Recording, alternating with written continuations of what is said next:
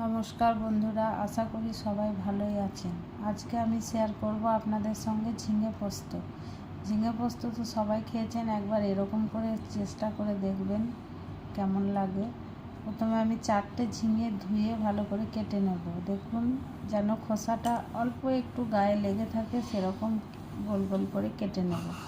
তারপর কড়াতে তেল দিয়ে কালো জিরে লঙ্কা ফোড়ন দিয়ে দিলাম। এরপর ঝিঙেগুলো দিয়ে একটু নেড়ে চেড়ে নেব। এই রেসিপিটা আমার ঠাকুমায়ের কাছ থেকে শেখা।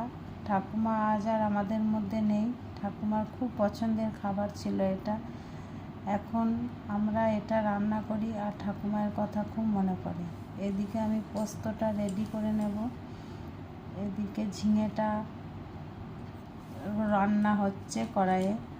দেখুন এবার আমি একটা ঢাকা দিয়ে দেবো যাতে ঝিঙেটা একটু নরম হয়ে যায়। এদিকে পোস্তটা আমি বেটে নেব। এবার ঢাকা খুলে একটু নেড়ে এবার পরিমাণ মতো লবণ দিয়ে দেব। লবণ দিয়ে নেড়ে চেড়ে আবার আমি একবার ঢাকা দিয়ে দেব যাতে ঝিঙেটা সেদ্ধ হয়ে যায়। এবার দেখুন ঝিঙেটা একদম নরম হয়ে গেছে, সেদ্ধও হয়ে গেছে। এবার আমি পোস্ত বাটাটা দিয়ে দেবো। পোস্তটা একদম মিহি করে বাটবো না, একটু একটু গোটা গোটা থাকবে, আধ বাটা করব।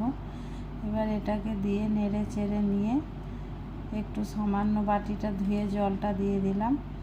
এবার এটাকে একদম শুকনো শুকনো করে ভাজা করতে হবে। দেখুন এবার নেড়ে চেড়ে নিয়ে একদম ভাজা ভাজা হয়ে গেলে আমি তুলে নেব। এটাকে গরম ভাত দিয়ে খান, খুব সুন্দর লাগবে।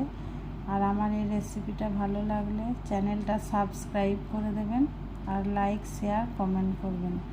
ভালো থাকবেন বন্ধুরা, অনেক ধন্যবাদ।